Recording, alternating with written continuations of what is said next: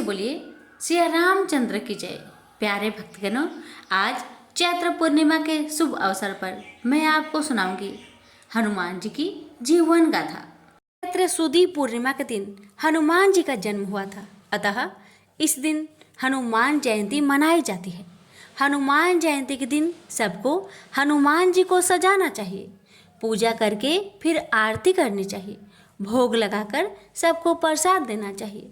हनुमान जयंती के दिन सुबह अपनी लड़की को अपने हाथ से झिमाना चाहिए, जिससे उसकी उम्र बढ़े, कष्ट कटे।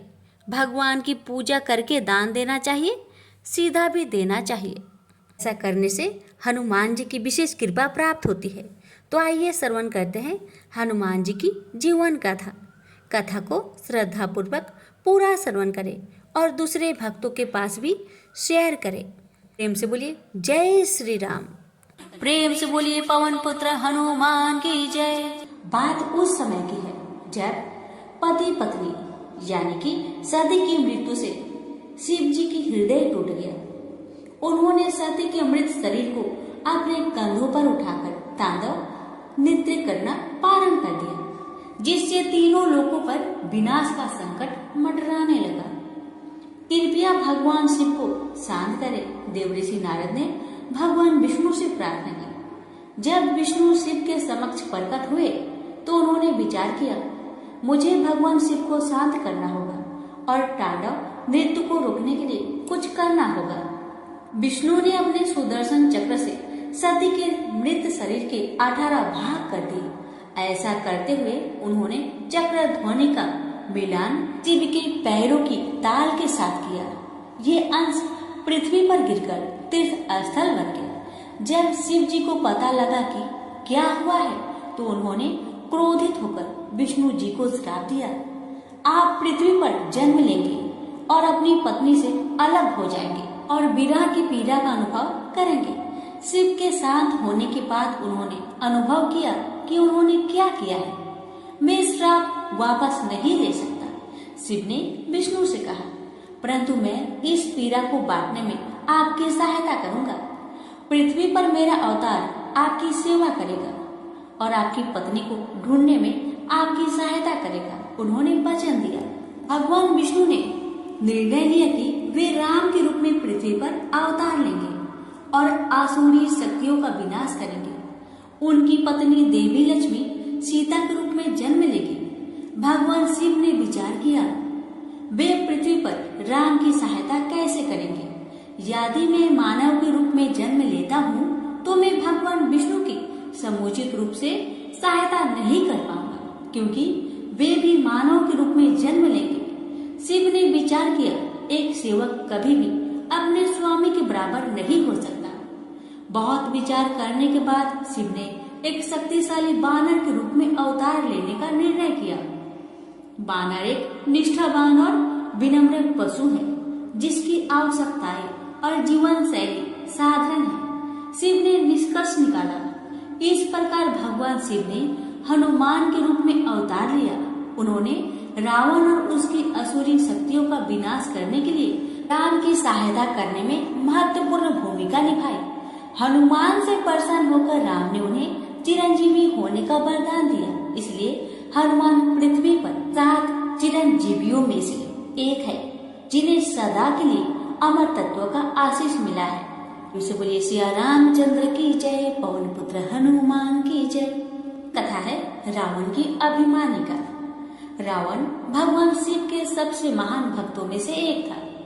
उनके आशीर्वाद से उसने अपने सभी शत्रुओं को परास्त कर दिया था, परंतु शक्ति ने रावण को अभिमानी बना दिया। उसने सोचा, क्यों ना मैं भगवान शिव के दर्शन करूं और उनसे मेरे साथ लंका में रहने का अनुरोध करूं। मुझे ना नहीं कह सकते, क्योंकि मैं उनके सबसे महान भक्त हूँ। रावण कैलाश पर पहुंचा।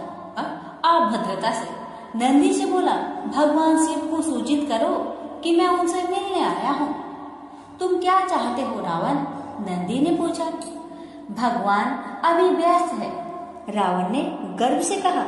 मैं चाहता हूँ कि भगवान शिव मेरे राज्य लंका में मेरे साथ निवास करें, इसलिए मैं उन्हें आमंत्रित करने आया था। उन्हें अपने साथ ले जाने आया हूँ। क्या तुम्हारी बुद्धि भ्रष्ट हो गई है रावण? तुम स्वार्थी और अभिमानी हो। नंदी ने कहा, तुम मूर्ख हो। तुम्हें क्या लगता है कि भगवान शिव कैलाश पर्वत छोड़ देंगे? देवी पार्वती और गणों को छोड़कर भगवान शिव को तुम्हारे साथ लंका में रहने के लिए क्यों जाना चाहिए? नंदी ने पूछा। भगवान शिव से मिलने से रोके जाने पर रावण को अपमान की अनुभूति हुई। उसने कहा, तुम्हारा साहस कैसे हुआ मुझे सुझाव देने का? उसने क्रोधित होकर कहा, तुम केवल एक बैल हो और बानर के समान मूर्ख हो। हाँ, मैं एक तुच्छ पशु हूँ, नंदी ने उत्तर दिया। परंतु यहाँ कैलाश में लंका से अलग भगवान शिव सभी के साथ समान व्यवहार करते हैं। मुझे आश्चर्य है कि भगवान शिव ने बानर के समान दिखने वाले तुम जैसे पशु को अपने पर्वत पर गणों के मुखिया के रूप में नियुक्त किया है। रावण ने क्रोध में कहा, अब नंदी की सहनशीलता समाप्त हो गई। तुम मुझे बानर कहते हो? नंदी गरज उठा, मैं तुम्हें श्राप देता हूँ कि एक बानर तुम्हें पतन की ओर ले जाएगा। नंदी का श्राप सच हो गया, क्योंकि बानर भगवान हनुमान ने शिव के अवतार के रूप में जन्म लिया था। उन्होंने युद्ध में रावण को परास्त करने और उसका वध करने में राम की सहायता की। प्रेम से बोलिए, सिया रामचंद्र की जय, पवन पुत्र हनुमान की जय। दो दिव्य ऋषि पर्वत और नारद एक बार अयोध्या के शासक अम्बरीश के पास गए। वे उसकी सुंदर पुत्री श्रीमती से विवाह करना चाहते थे। जैसे कि मैंने आपसे पहले पूछा था, मुझे श्रीमती से विवाह करना चाहिए। पर्वत ने अम्बरीश से अनुरोध किया, मैं पर्वत से बड़ा और समझदार हूँ, इसलिए मैं आपकी पुत्री के लिए अधिक उपयुक्त वर हूँ। नारद ने कहा।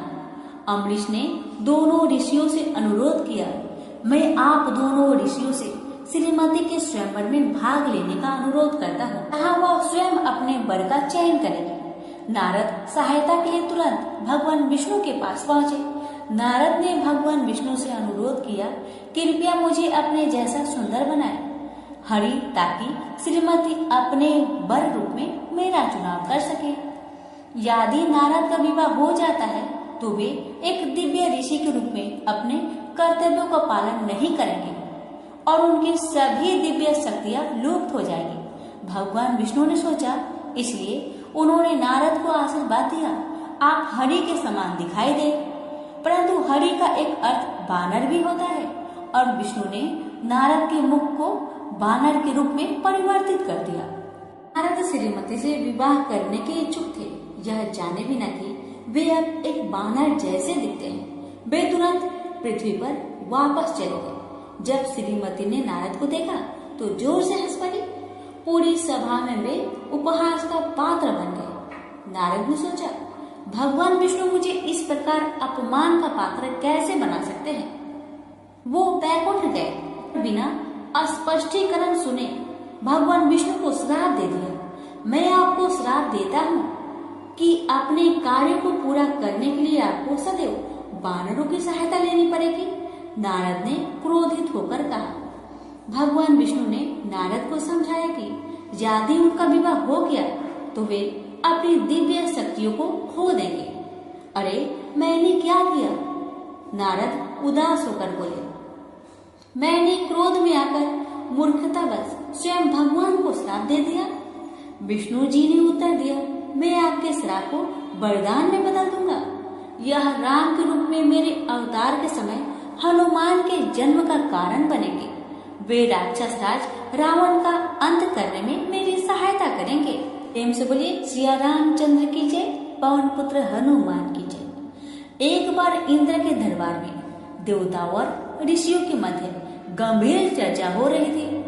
अपने क्रोधी स्वभाव के लिए प्रसिद्ध और लोगों के थोड़ा सा उस्काने पर श्राप देने वाले ऋषि दुर्वासा ने देखा कि सभा के समय देवी अप्सरा पुंजिक स्थला इधर उधर घूम रही थी। स्थिर हो, दुर्वासा ने उसे चेताया, परंतु पुंजिक स्थला दुर्वासा की चेतावनी को अनदेखा करते हुए इधर उधर घूमती रही। क्रोधित दुर्वासा ने उसे एक बानर के रूप में पृथ्वी पर जन्म लेने का श्राप दिया। कृपया मुझे क्षमा करें, पुंजिक स्थला ने दुर्वासा के चरणों में गिर गई और बोली, मुझे इतना कठोर दंड मत दीजिए। दुर्वासा थोड़े शांत हुए और कहा, मैं अपना श्राप वापस नहीं ले सकता, परंतु मैं इसके प्रभाव को कम कर सकता हूँ। तुम एक बलशाली पुत्र को जन्म देकर पुनः स्वर्ग लौट आओगे। पुंजिक स्थला इंद्र के दरबार में सुंदर और अभिमानी अप्सरा थी और उसे अपनी सुंदरता पर बहुत गर्व था। इंद्र उससे विवाह करना चाहते थे। उन्होंने पुंजिक स्थला के लिए अपनी भावनाओं को व्यक्त किया, परंतु अहंकारी पुंजिक स्थला ने उनके प्रस्ताव को अस्वीकार कर दिया। मैं एक सहस्त्र नेत्रों वाले व्यक्ति से कैसे विवाह कर सकती हूँ? उसने इंद्र से कहा, मेरे पति को तीनों लोकों में सबसे सुंदर होना चाहिए। इंद्र ने पुंजिक स्थला को श्राप दिया, तुम पृथ्वी पर अंजना नामक बानर के रूप में जन्म लोगी। पुंजिक स्थला अबाक रह गई। उसकी सखी आद्रिका नाम की एक अन्य अप्सरा ने इंद्र के श्राप का विरोध किया। आप उसे कैसे श्राप दे सकते हैं, क्योंकि उसने आपसे विवाह करने से मना कर दिया। वह एक बिल्ली की आवाज में इंद्र का उपहास करते हुए बोली, जिससे इंद्र और भी क्रोधित हो गए। तुम पृथ्वी पर अपनी सखी के साथ क्यों नहीं जाती? इंद्र ने क्रोध में अद्रिका से कहा, जैसे कि तुम बिल्लियों को इतना पसंद करती हो, तुम एक बिल्ली के रूप में जन्म लोगी। इनसे बोलिए पवन पुत्र हनुमान की जय। देवी अप्सराएं आकाश में विचरण करना पसंद करती थी। एक बार जब पुंजिक स्थला आकाश में विचरण कर रही थी, तो उसने नीचे पृथ्वी पर एक बानर ऋषि को देखा। ऋषि एक वृक्ष के नीचे बैठकर इतनी गहनता से ध्यान कर रहे थे कि उन्होंने अप्सरा को नहीं देखा। उन्होंने मेरी उपस्थिति को स्वीकार न करने का साहस कैसे किया? पुंजिक स्थला ने सोचा और ऋषि पर पत्थर एवं फल फेंके। जैसे ही एक पत्थर ऋषि के माथे पर लगा, उनकी तपस्या भंग हो गई। उन्होंने अपने आंखें खोली और पुंजिक स्थला को देखा, जिसके हाथ में एक पत्थर था। वह ऋषि के क्रोध से कांपने लगी। तुमने मुझ पर पत्थर क्यों फेंका? ऋषि ने पूछा। पुंजिक स्थला लज्जा के कारण चुप थी, क्योंकि तुम्हें लगता है कि मेरा रूप हास्यास्पद है। मैं तुम्हें बानर होने का श्राप देता हूँ। ऋषि क्रोधित होकर बोले। पुंजिक स्थला ने बानर ऋषि से श्राप वापस लेने की याचना की। उन्होंने पुंजिक स्थला को सुझाव दिया, मैं ऐसा नहीं कर सकता। भगवान शिव से प्रार्थना करें कि वे आपको संतान प्रदान करें और श्राप से मुक्ति दिलाए।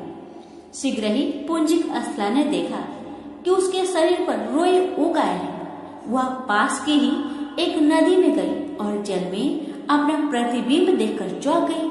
उसका मुख बानर के समान हो चुका था। अचानक उसे बानर ऋषि का सुझाव याद आया।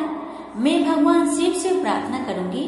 पुंजिक स्थला ने सोचा, एक बार मुझे संतान की प्राप्ति हो जाएगी तो श्राप समाप्त हो जाएगा और मैं पुनः स्वर्ग लौट जाऊंगी। अब से मेरा नाम अंजना होगा। उसने एक छोटा सा शिवलिंग बनाया और वन में उसकी पूजा करने लगी। उसकी गहन तपस्या ने शिव को प्रसन्न किया। शिव ने वायु देवता का आह्वान किया, मैं अंजना के पुत्र के रूप में पृथ्वी पर पुनर्जन्म लूंगा। भगवान शिव ने वायु को सूचित किया, आपको मेरी सहायता करनी होगी। अंजना को वन में एक आश्रम में आश्रय मिला। सभासदन नामक एक राक्षस ने आतंकित किया हुआ था। अंजना ने सोचा, मुझे भोजन और आश्रय प्रदान करने वाले इन दयालु ऋषियों की रक्षा करना मेरा कर्तव्य है। उसने सहायता के लिए भगवान शिव से प्रार्थना की। अंजना को एक दिव्य आकाशवाणी सुनाई दी, सभासदन को कोई और नहीं अपितु उसका ही रक्त नष्ट कर सकता है। जैसे ही वह सभासदन से युद्ध करने के लिए गई, वह वीर और शक्तिशाली बानर राज केसरी से मिली। इस जोड़ी ने मिलकर सभासदन पर प्रहार किया। अंजना ने दिव्य आकाशवाणी को याद किया और सभासदन के रक्त में अपना तीर डुबोया तथा वह तीर उसे मार दिया। तीर ने दानों को दुर्बल कर दिया था। केसरी ने अपना भाला दैत्य के रक्त में डुबाया और उसके हृदय को भेद डाला। अंत में सभासदन मृत्यु को प्राप्त हो गया। सभासदन की मृत्यु के बाद आश्रम के लोगों ने आनंदित होकर अंजना और केसरी को धन्यवाद दिया। ऋषियों के मुखिया ने अंजना से कहा, उन सभी को पुरस्कृत करते हैं जो हमारे लिए युद्ध में विजय प्राप्त करते हैं। अंजना ने कहा, मैं केवल अपना कर्तव्य निभा रही थी, मुझे अपनी सेवाओं के लिए कुछ भी नहीं चाहिए। ऋषि ने समझाया, केसरी के साथ मिलकर आपने अजय सभा सदन को पराजित किया, जो आपको एक आदर्श जीवन साथी बनाता है। क्या आप केसरी से विवाह करेंगी? केसरी भी इसके इच्छुक है। अंजना हिचकिचाई, परंतु वह केसरी की वीरता और विनम्रता पर मोहित थी और मान गई। केसरी और अंजना का विवाह ऋषियों के द्वारा एक शुभ दिन में संपन्न हुआ। एक बार अयोध्या के राजा दशरथ पुत्र प्राप्ति के लिए यज्ञ कर रहे थे। अग्निदेव ने दशरथ को दिव्य खीर प्रदान की। अग्नि ने दशरथ को निर्देश दिया, इस खीर को अपनी तीनों पत्नियों में बांट दो। दशरथ ने वह खीर अपनी रानियों कौशल्या और केकई को दे दिया। जैसे ही वे अपनी तीसरी रानी सुमित्रा को सौंपने वाले थे, एक चील ने खीर छीन ली और उड़ गई। चील वास्तव में सुचर्चा नाम की एक अप्सरा थी, जिसे भगवान ब्रह्मा ने गरुड़ के रूप में जन्म लेने का श्राप दिया था। अग्नि द्वारा दशरथ को दी गई खीर को छूने के बाद तुम श्राप से मुक्त हो जाओगी, ब्रह्मा ने उससे कहा था। जैसे ही चील ने सुमित्रा के हाथों से खीर छीनी, वह वापस सुचर्चला के रूप में परिवर्तित हो गई। हमारे भाग की आधी खीर ले लो। कौशल्या और केकई ने सुमित्रा को खीर प्रदान की। सुमित्रा ने लक्ष्मण और शत्रुघ्न नाम के 2 पुत्र को जन्म दिया। उसके पास खीर का दोहरा भाग था। केकई ने भरत को और कौशल्या ने राम को जन्म दिया। ये अगस्त्य अंजना और केसरी के यहाँ पधारे। अंजना और केसरी ने उनका बहुत आतिथ्य सत्कार किया। उससे प्रसन्न होकर ऋषि मुनि ने कहा, एक वरदान मांगो। उन्होंने एक शक्तिशाली पुत्र मांगा। आकाश गंगा के तट पर स्थित वेत्रादि पहाड़ियों पर भगवान शिव से प्रार्थना करी। उन्होंने अंजना को निर्देश दिया। अंजना ने अगस्त्य के निर्देश का पालन किया और अपना ध्यान प्रारंभ किया। इस बीच जब सुचर्चला ने अपना दिव्य रूप वापस पा लिया तो सुमित्रा से छीनी गई दिव्य खीर उसके पंजों से गिर गई। वायु के देवता ने खीर को उस ओर उड़ा दिया जहां अंजना ध्यान कर रही थी और उसे उसकी गोद में डाल दिया। उन्होंने कहा, मैं आपकी भक्ति से प्रसन्न हूँ। शीघ्र ही आपके यहाँ एक पुत्र जन्म लेगा जो भगवान शिव का अवतार होगा और गति और बल में मेरी शक्तियाँ का समान होगा। तब वायु ने अंजना से खीर खाने को कहा। शीघ्र ही अंजना ने एक शक्तिशाली पुत्र को जन्म दिया, जिसका नाम आंजनेय रखा गया। बाद में उसका नाम हनुमान पड़ा। वायु के देवता की कृपा से जन्मे आंजनेय को पवन पुत्र या वायु के पुत्र के रूप में जाना जाता है। वायुदेव ने छोटे आंजनेय के साथ मित्रता का एक बड़ा बंधन स्थापित किया। उन्होंने पकड़ो आंजनेय वायु जोर से बोले और आंजनेय पत्तों और फूलों के पीछे दौड़े। जब वायु ने उन्हें नदियों के पार, पहाड़ों को ऊपर और आकाश की ओर उड़ाया, इस प्रकार वायु ने आंजनेय को जीवन में आगे उनकी भूमिका के लिए परीक्षण दिया। जब अंजना अपने छोटे पुत्र को सामने नहीं पाती तो वह उसे पुकारती। आंजनेय एक वायु की गद्दी पर बैठते थे जो वायु ने उनके लिए बनाई थी और अपनी माँ की ओर तैरते थे। आंजनेय को जन्म देने के बाद अंजना को उसके श्राप से मुक्ति मिल गई। भारी मन से अंजना ने अपने पुत्र को विदा कहा, क्योंकि वह स्वर्ग की ओर प्रस्थान के लिए तैयार थी। क्या होगा यदि मुझे भूख लगती है? माँ आंजनेय ने अपना माँ से पूछा। अंजना ने उत्तर दिया, जब भी तुम्हें भूख लगे तुम वृक्षों के फलों को खा सकते हो। अंजना ने उत्तर दिया, लेकिन यहाँ इतने सारे फल हैं। भ्रमित आंजनेय ने पूछा, कौन सा फल मैं खाऊं माँ? अंजना ने अपने पुत्र से कहा, वह फल खाओ जो उगते सूरज के समान चमकीला हो। फिर वह केसरी की देखभाल में आंजनेय को छोड़कर अपने स्वर्ग के निवास की ओर चले गए। भूख लगने पर आंजनेय बाहर आए और उन्होंने निर्णय किया, मुझे कुछ फल खाने चाहिए, जैसा माँ ने मुझसे कहा था। उन्होंने उगते सूरज को देखा और अपनी माँ के शब्दों को याद किया। आंजनेय ने प्रातःकालीन तेजस्वी लाल सूर्य को देखा तो उन्होंने इसे पका रसीला आम समझ लिया। वे पास की एक पहाड़ी की चोटी पर चढ़ गए। वायु ने उन्हें एक कोमल धक्का दिया और आंजनेय हवा में उड़ चले। शीघ्र ही उन्होंने गति पकड़ी और तीव्रता से सूर्य की ओर उड़ गए। घबराए हुए सूर्य ने कहा, वह छोटा सा बालक पागल बैल की भांति मेरी ओर बढ़ रहा है।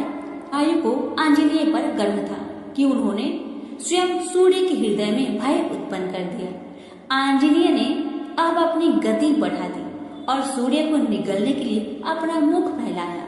इससे सूर्य चिंतित हो गए और उन्होंने सहायता के लिए इंद्र को पुकारा, मुझे बचाओ, मुझे बचाओ। सूर्य जोर से बोले, एक असुर मुझे निकलने आ रहा है। ऐसे ही आंजनेय सूर्य की ओर उड़े। उन्होंने देखा कि राक्षस राहु का बड़ा सिंह सूर्य को निगलने का प्रयास कर रहा है। समुद्र मंथन के बाद दैत्य राहु ने अमृत का पान करने के लिए देवता का रूप धारण किया था। सूर्य ने उसकी वास्तविक पहचान प्रकट कर दी थी और उसकी योजना को विफल कर दिया था। तब भगवान विष्णु ने राहु का सिर काट दिया। सूर्य से प्रतिशोध लेने के लिए राहु के सिर ने समय समय पर सूर्य को निगल लिया, जिससे सूर्य ग्रहण हुआ। आंजनेय को यह सब नहीं पता था। जब उन्होंने देखा कि कोई और उसका बहुमूल्य फल खाने का प्रयास कर रहा है तो उन्हें बहुत क्रोध आया। उन्होंने राहु का सिर सूर्य से दूर धकेल दिया। आंजनेय के प्रहार से राहु का सिर घटना स्थल से भाग खड़ा हुआ। आंजनेय द्वारा पीटे जाने और पीछे की जाने के बाद राहु ने इंद्र से शिकायत करने का निश्चय किया, जिन्होंने उसे ध्यान पूर्वक सुना। इंद्र ने सोचा, यदि यह बालक सूर्य को निगल गया तो मैं इसका अगला शिकार बनूंगा। वह देवों के प्रमुख के रूप में मेरा स्थान ले लेगा। मुझे अभी उसका अंत कर देना चाहिए। अपने हाथी ऐरावत पर चढ़कर इंद्र सूर्य की रक्षा के लिए दौड़े। आंजनेय अब तक लगभग सूर्य के पास पहुंच चुके थे। रुको बालक रुको, सूर्य ने आंजनेय को आदेश दिया। निकट मत आना, वरना तुम्हें चोट लग जाएगी। भले ही मुझे अपने निकट न आने के लिए कह रहा है। उन्होंने आश्चर्य से सोचा, संभवतः यह नहीं चाहता कि मैं इसे खाऊं। तो नहीं, मैं तो इसे खा कर ही रहूंगा। आंजनेय भयभीत सूर्य की ओर दौड़ पड़े। भले ही प्रचंड गर्मी ने उनके शरीर को झुलसा दिया हो, सूर्य यह देखकर दंग रह गए, क्योंकि प्रचंड गर्मी का आंजनेय पर कोई प्रभाव नहीं पड़ा। जब आंजनेय वास्तव में सूर्य के निकट पहुंचे, तब तक इंद्र भी अपने सदृश शक्तिशाली हाथी ऐरावत पर सवार होकर वहां पहुंच चुके थे। अपनी भूख को भूलकर आंजनेय ने ऐरावत को उसके दांतों से पकड़ लिया और उसे पूर्ण रूप से असहाय बना दिया। इंद्र ने अपना शक्तिशाली वज्र छोड़ा, जिससे आंजनेय के मुख पर पूरी शक्ति से प्रहार किया, जिससे वे मूर्छित हो गए। वे पंख के समान तैरते हुए धीरे धीरे पृथ्वी पर वापस आ गए और सूर्य, इंद्र और ऐरावत ने गहरी सांस ली। वायुदेव गिरते हुए निर्जीव पुत्र को गोद में लेने के लिए दौड़े। वायुदेव फिर एक गुफा की ओर उड़ चले एवं इंद्र ने प्रतिशोध लेने का प्रण लिया, जिन्होंने आंजनेय को हानि पहुंचाई थी। मैं इंद्र की पूजा करने वालों को दंडित करूंगा, वायुदेव ने प्रतिज्ञा की। वायुदेव यह देखकर हतभ्रत रह गए कि आंजनेय को इंद्र ने मार दिया। फिर उनका दुख क्रोध में बदल गया और उन्होंने अपने मृत पुत्र के साथ स्वयं को एक गुफा में बंद कर दिया। उन्होंने ब्रह्मांड से समस्त वायु खींच ली और उसे अपने अंदर समाहित कर लिया। संसार में अचानक आतंक और अराजकता की स्थिति उत्पन्न हो गई। ओह, मैं सांस नहीं ले सकता। देवताओं, राक्षसों, पशुओं और पौधे ने एक स्वर में कहा। जब ब्रह्मा ने देखा कि उनकी रचना का अंत निश्चित है, तो वे देवों के साथ उस स्थान पर पहुंचे। वायुदेव गुफा में छुपे थे। उन्होंने आंजनेय के मृत शरीर के पास वायुदेव को आंसू बहाते हुए देखा। क्या बात है? ब्रह्मा ने चिंतित होकर वायुदेव से पूछा, आपने अपना कर्तव्य करना क्यों बंद कर दिया है? मेरे प्रभु, जाइए और इंद्र से कारण पूछिए। वायुदेव ने क्रोध में कहा, उन्होंने मेरे पुत्र आंजनेय को मार डाला है। माँ द्वारा यह पूछे जाने पर कि वे अपना कर्तव्य निभाने में असफल क्यों हुए, वायुदेव उनसे क्रोधित हो गए। जब वायुदेव ने ब्रह्मा को बताया कि इंद्र ने क्या किया है, तो ब्रह्मा भी क्रोधित हो गए। उन्होंने तुरंत इंद्र को बुलवाया। इंद्र के आने के बाद वायुदेव ने क्रोध में उनकी ओर देखा। आप कायर हैं। उन्होंने इंद्र पर आरोप लगाया, आप मेरे रक्षाहीन पुत्र पर अपने वज्र से कैसे प्रहार कर सकते हैं? आपका पुत्र सूर्य को निगलने वाला था, मुझे उसे रोकना पड़ा। इंद्र ने समझाया। ब्रह्मा ने डांटा, हर बार जब आप भयभीत होते हैं तो आप अपने वज्र का प्रयोग करना प्रारंभ कर देते हैं। इस बार तो आपने एक बालक पर प्रयोग किया, कृपया मुझे क्षमा करें। इंद्र ने ब्रह्मा और वायुदेव से हाथ जोड़कर कहा, क्षमा में क्या रखा है? वायुदेव क्रोधित होकर बोले, क्या यह मेरे पुत्र को जीवन देगा? मैं आंजनेय को पुनः जीवित करूंगा। ब्रह्मा ने प्रण किया। माँ ने अपने कमंडल से कुछ जल लिया। उन्होंने थोड़ा जल आंजनेय के निर्जीव शरीर पर छिड़का और कुछ बूंदों का उच्चारण किया। फिर उन्होंने बालक की ठोड़ी पर स्पर्श किया। वायुदेव आश्चर्यचकित रह गए। आंजनेय तुरंत पुनर्जीवित हो गए, ऐसे कि वह गहरी नींद से जाग रहे हो। वे विस्मय से तीनों देवताओं को देखने लगे। वायु ने प्रसन्नता से अपने पुत्र को गले लगा लिया। आंजनेय की ठोड़ी पर यह चिन्ह कैसा है?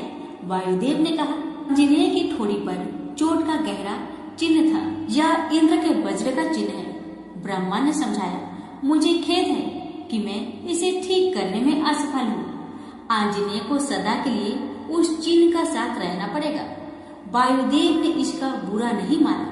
एक पुत्र तो जीवित है, भले ही उसका जबड़ा टूटा हुआ हो। जब आंजनेय को अपनी टूटी हुई ठोड़ी का पता चला तो ब्रह्मा ने घोषणा की, आपसे तुम हनुमान अर्थात टूटी ठोड़ी वाले के रूप में जाने जाओगे। कृपया वायु को मुक्त कर दे। ब्रह्मा ने वायुदेव से अनुरोध किया, जो तुरंत तैयार हो गए। पुत्र, मुझे आपको चोट पहुंचाने के लिए खेद है। इंद्र ने क्षमा मांगी। मेरी भूल को सुधारने के लिए मैं आपको एक शक्तिशाली वरदान दूंगा। आप तभी मृत्यु को प्राप्त होंगे जब आप चाहेंगे।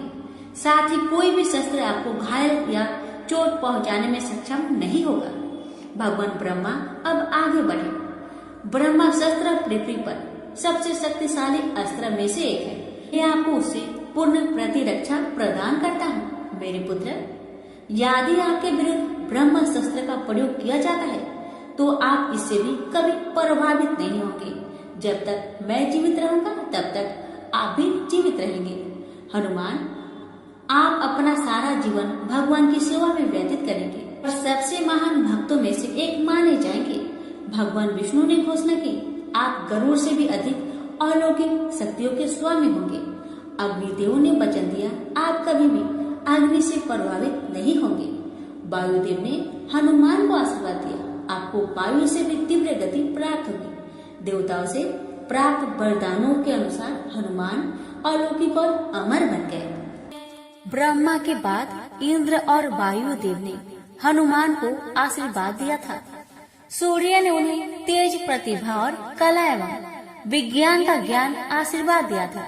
सूर्य ने हनुमान को 2 विशेष सिद्धियां प्रदान की थी, महिमा सिद्धि और लघिमा सिद्धि। महिमा सिद्धि ने हनुमान को एक विशाल रूप धारण करने में सहायता की और लघिमा सिद्धि ने उन्हें सबसे सूक्ष्म प्राणी में परिवर्तित होने में सहायता किया। आप सदैव जल में और जल से सुरक्षित रहेंगे। समुद्र के देवता वरुण ने हनुमान को आशीर्वाद दिया। मृत्यु के देवता यम ने कहा, आप किसी भी श्राप या बीमारी से मुक्त स्वस्थ जीवन जी सकते हैं। धन के देवता कुबेर ने हनुमान को अनंत सुख का आशीर्वाद दिया। दिव्य वास्तुकार विश्वकर्मा ने हनुमान को आशीर्वाद दिया, कोई वस्तु या शस्त्र आपको क्षति नहीं पहुंचा सकते हैं। अंत में भगवान शिव पहुँचे और अपने तलवार को एक कवच या एक अंग वस्त्र उपहार में दिया, जिससे हनुमान सदैव सुरक्षित रहेंगे। उन सभी आशीर्वादों और वरदानों के साथ युवा और निष्कपट हनुमान पराक्रमी हनुमान बन गए, जिन्होंने शत्रु के हृदय में भय उत्पन्न कर दिया। तथापि हनुमान को देवताओं में से कई वरदान प्राप्त थे, फिर भी वे अपनी वायु के किसी भी अन्य निष्पाप और जिज्ञासु बालक के समान ही थे। वे बहुत नटखट थे और उनकी शरारतें विशेष रूप से सभी के लिए समस्या उत्पन्न कर रही थी, क्योंकि उन्हें अलौकिक शक्तियों का आशीर्वाद प्राप्त था। जैसे जैसे हनुमान बड़े होते गए, उनकी शरारतें बढ़ती गई। कोई भी, यहाँ तक कि उनके पिता केसरी भी उन्हें नियंत्रित नहीं कर सकते थे, क्योंकि वे दिन भर वनों में निर्भय होकर घूमते थे। मैं तुम्हें एक युद्ध के लिए चुनौती देता हूँ। हनुमान भयानक बाघों, घों और जंगली हाथियों को बुलाते हैं। इन जंगली जानवरों का हनुमान से कोई मेल नहीं था और वे उन्हें देखते ही भाग जाते थे। हनुमान उन्हें उनकी पूंछ से पकड़कर हवा में घुमाते और दूर फेंक देते। जब वे बालक थे तो उनका नटखटपना हर किसी को अच्छा लगता था, परंतु जब हनुमान बड़े हुए तो वे विनाशकारी हो गए। उन्होंने पशुओं को छेड़ा। जब वो वृक्षों पर झूलते झूलते थक जाते तो हाथियों के सूरों पर झूलने लगते। उन्होंने वृक्षों को उखाड़कर जंगल का विनाश भी कर दिया। हनुमान अपनी अलौकिक शक्तियों के कारण और अधिक नटखट हो गए। किसी ने भी उन्हें दंडित करने का साहस नहीं किया। निर्भीक हनुमान ने उन पवित्र ऋषियों को परेशान करना प्रारंभ कर दिया, जो जंगल में प्रार्थना करते थे। हनुमान एक ध्यान मग्न ऋषि की दाढ़ी खींचते और दूसरे की पीठ खुजलाते या तीसरे को जल में डुबो देते। ऋषि कभी कभी भिन्न भिन्न पशुओं की आवाज से भयभीत हो जाते थे, जो हनुमान उनके ध्यान को भंग करने के लिए निकालते थे। कभी कभी हनुमान वृक्ष पर चढ़ जाते थे और ऋषियों के आश्रम में आने वालों पर फल फेंककर उन्हें भगा देते थे। एक बार ऋषियों ने एक महत्वपूर्ण पवित्र अनुष्ठान किया। हनुमान एक वृक्ष पर चढ़ गए और नारियल के पानी से यज्ञ की अग्नि को बुझा दिया। हाय हाय, ऋषियों ने क्रोधित होकर उनकी ओर देखा तो हनुमान हंस पड़े। ऋषि शांति प्रिय थे और उन्होंने अब तक हनुमान की शरारतों को बड़े धैर्य से सहन किया था, परंतु इस बार उन्होंने पवित्र अनुष्ठान में विघ्न के कारण वे बहुत क्रोधित हुए। इस नटखट वानर को पाठ पढ़ाया जाना चाहिए। वे क्रोधित होकर बोले, चलो भगवान ब्रह्मा से शिकायत करते हैं। ऋषि हनुमान की अंतहीन शरारतों से थक चुके थे।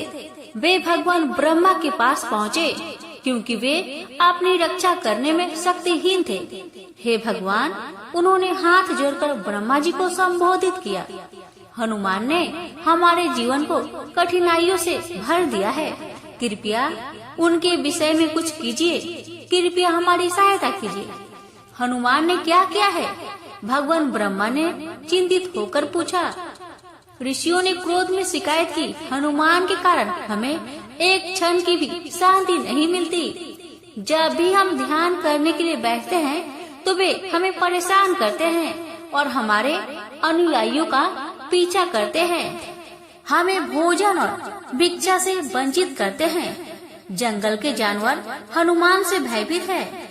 वे उनके साथ क्रूर व्यवहार करते हैं। आज हनुमान ने हवन की अग्नि पर नारियल का पानी फेंककर एक महत्वपूर्ण अनुष्ठान में विघ्न डालकर सारी सीमाएं पार कर दी है। इस प्रकार के कुकृत्यों में हनुमान अपनी शक्तियों और गुप्त प्रतिभा को व्यर्थ कर रहे हैं।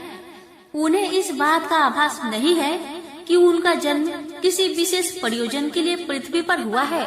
उन्हें रावण और उसकी आसुरी शक्तियों को परास्त करने में भगवान राम की सहायता करके महत्वपूर्ण भूमिका निभानी है।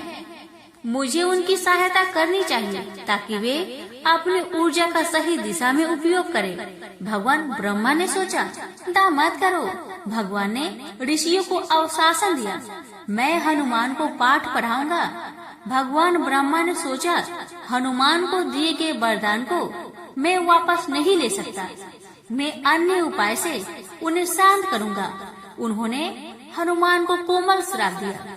उन्होंने कहा, हनुमान, अभी के लिए आप उन सभी विशेष शक्तियों को भूल जाएंगे जो आपको वरदान दी गई है, परंतु आवश्यकता पड़ने पर कोई निकट संबंधी आपको इन शक्तियों को स्मरण करने और मानव जाति के लाभ के लिए उपयोग करने में सहायता करेगा। श्राप ने हनुमान को परिवर्तित कर दिया। उन्होंने अपनी सभी नटखट क्रियाएं को छोड़ दिया। उन्होंने वन में ऋषियों को प्रसन्न करते हुए केवल ध्यान और अध्ययन पर मन को केंद्रित किया। वे जमवंत के स्मरण कराने तथा अपनी अलौकिक शक्तियों से अनजान रहे। भालू के राजा ने उन्हें स्मरण कराया कि वे एक छलांग में समुद्र के ऊपर से लंका तक उड़ने में सक्षम हैं। भगवान ब्रह्मा के कोमल श्राप ने हनुमान को शांत कर दिया और उन्होंने अब ज्ञान प्राप्त करने पर ध्यान केंद्रित किया। पुत्र, इस ब्रह्मांड में सबसे विद्वान सूर्य देव से अधिक श्रेष्ठ कोई शिक्षक नहीं है। केसरी ने हनुमान से कहा, परंतु मैं उनसे कैसे संपर्क करूं? चकित होकर हनुमान ने पूछा, भगवान, ब्रह्मा के श्राप ने उन्हें अपनी अलौकिक शक्तियों के विषय में भुला दिया था। केसरी ने उन्हें स्मरण कराया कि कैसे एक बार वे सूर्य को पका हुआ फल समझकर उसे निगलने के लिए उड़ गए थे। इस प्रकार स्मरण कराते हुए हनुमान ने सूर्य की ओर उड़ान भरी। जब सूर्य ने हनुमान को अपनी ओर उड़ते देखा तो वे घबरा गए, परंतु हनुमान ने अपने आने का उद्देश्य बताते हुए उनका अभिवादन किया। हे प्रभु, हनुमान ने सूर्य को प्रणाम करते हुए कहा, मैं अंजना और केसरी का पुत्र हनुमान हूँ। मेरे पिता ने मुझे आपका शिष्य बनने का सुझाव दिया है। हे महान सूर्य, आप वे सब कुछ जानते हैं जो जानने योग्य है। कृपया मुझे अपने शिष्य के रूप में स्वीकार करे। हनुमान ने सूर्य से अनुरोध किया, परंतु सूर्य ने हनुमान को शिक्षा देने से मना कर दिया। पुत्र, पूरे दिन में निरंतर आकाश में विचरण करता हूँ। आपको शिक्षा प्रदान करने का समय कहाँ है मुझे? हनुमान सूर्य से सीखने के लिए दृढ़ निश्चयी थे। उन्हें अचानक एक विचार सूझा, मेरे भगवान, क्या होगा यदि मैं आपके सम्मुख होकर पीछे की ओर चलता हूँ, जैसे आप दिन में आगे बढ़ते हैं? हनुमान ने सुझाव दिया, जब आप मुझे शिक्षा प्रदान करेंगे, मैं आपके रथ के आगे आपकी गति से उड़ते जाऊंगा। इस युवा बालक में समर्पण, दृढ़ संकल्प और उत्साह है। सूर्य ने हनुमान के अद्वितीय विचार से प्रभावित होकर सोचा, वे उनके गुरु बनने के लिए तैयार हो गए। मैं आपको सिखाऊंगा, जैसे मैं दिन के समय आकाश में विचरण करता हूँ, प्रातः काल से सायंकाल आप मेरी ओर मुख करके मेरे रथ के आगे की ओर उड़ेंगे। भीषण गर्मी होने पर भी हनुमान ने सूर्य के रथ के आगे उड़ान भरी और अपनी शिक्षा प्रारंभ की। देवों के वरदान के कारण उनकी बुद्धि तीव्र थी। शीघ्र ही उन्होंने सभी पवित्र ग्रंथों, दर्शन की 6 प्रणालियाँ, कलाओं या 64 कलाओं और तंत्र के 108 मनोगत रहस्यों में विशेष ज्ञता प्राप्त कर लिया। हनुमान सूर्य की योग शिष्य सिद्ध हुए। उन्होंने अजन्मे ब्रह्मचार्य की प्रतिज्ञा की, इसलिए हनुमान 9 व्याकरण का अध्ययन करने की योग नहीं थे। आपको अपनी शिक्षा पूर्ण करने के लिए विवाह करना होगा। हनुमान हिचकिचा रहे थे। सूर्य ने उन्हें प्रोत्साहित किया, यह विवाह अस्थायी होगा। मेरी किरणों से आपकी दिव्य पत्नी सुचरला उत्पन्न होगी और आपके विवाह के बाद वह अलग रहेगी, जो केवल ब्रह्मांड के कल्याण के लिए होगा। यह आपके ब्रह्मचार्य के चुने हुए मार्ग को प्रभावित नहीं करेगा। हनुमान ने वह सब कुछ सीखा था जो उन्होंने सीखने के लिए निर्धारित किया था। अब प्रथा के अनुसार उन्हें अपनी शिक्षा के लिए सूर्य को गुरु ऋण के रूप में गुरु दक्षिणा देनी पड़ी। हनुमान ने सूर्य को संबोधित किया, आपने मुझे मेरे कर्तव्य तथा सदाचार, निष्ठा और भक्ति के मार्ग सिखाए हैं। मैं आपको गुरु दक्षिणा के रूप में क्या दे सकता हूँ? सूर्य ने कहा, किस गंगा की भूमि में बलि के छोटे भाई मेरे पुत्र सुग्रीव की देखभाल करो। हनुमान ने सदैव सुग्रीव की रक्षा करने का वचन दिया और एक शक्तिशाली छलांग में पृथ्वी पर लौट गए। सूर्य ने हनुमान से अपने पथ भ्रष्ट पुत्र शनि को वापस सही मार्ग पर लाने के लिए कहा। हनुमान तुरंत विषय की गंभीरता को समझते हुए तैयार हो गए और शनि लोक के लिए प्रस्थान किया। उन्होंने शनि को स्वयं को सुधारने की चेतावनी दी। हनुमान के दुस्साहस पर शनि अवाक रह गए। वे क्रोधित में बोले, मैं अजय शनि हूँ। इससे पहले कि मैं आपको नष्ट कर दूं, तुरंत चले जाइए। हनुमान मुस्कुराए और उत्तर दिया, मैं आपको आपके पिता भगवान सूर्य के पास ले जाने आया हूँ। मैं आपके बिना यहाँ से नहीं जाऊँगा। जब हनुमान शनि को उनके पिता सूर्य के पास ले जाने के लिए शनि लोक पहुँचे तो शनि क्रोधित हो गए। उन्होंने हनुमान को जलाने के लिए अग्नि की लपटें छोड़ी, परंतु हनुमान के शरीर में लगते ही सारी लपटें बुझ गई। शनि ने एक के बाद एक शस्त्र छोड़े, परंतु हनुमान को किसी ने क्षति नहीं पहुंचाई। क्या आप थक चुके हैं? चलिए आप चलते हैं, क्योंकि मेरे गुरु भगवान सूर्य आपकी प्रतीक्षा कर रहे हैं। हनुमान ने शनि से कहा। शनि ने क्रोध में हनुमान पर प्रहार किया, परंतु एक शक्तियुक्त प्रहार के बाद वे भूतल पर गिर पड़े। अब हताश होकर शनि ने हनुमान के शरीर पर छलांग लगा दी और मुक्कों का प्रहार करने लगे। हनुमान ने महिमा सिद्धि का उपयोग कर अपने आकार को बढ़ा लिया। जैसे जैसे हनुमान का आकार बढ़ता गया और उनका सिर लगभग छत को छूने लगा, शनि छत और हनुमान के सिर के बीच फंस गए। ओह! शनि ने कहा, कृपया मुझे मुक्त करे। मैं पराजय स्वीकार करता हूँ। क्या आप अपने व्यवहार को सुधारने का वचन देते हैं? हनुमान ने पूछा। हाँ, मैं देता हूँ, शनि ने कहा। हनुमान ने कहा, आप मेरे भक्तों को कभी परेशान नहीं करेंगे? शनि ने कहा, मैं वचन देता हूँ कि जो लोग आपसे प्रार्थना करते हैं उन्हें कभी मैं परेशान नहीं करूँगा। हनुमान तब शनि को सूर्य के पास ले गए, जो बहुत प्रसन्न हुए।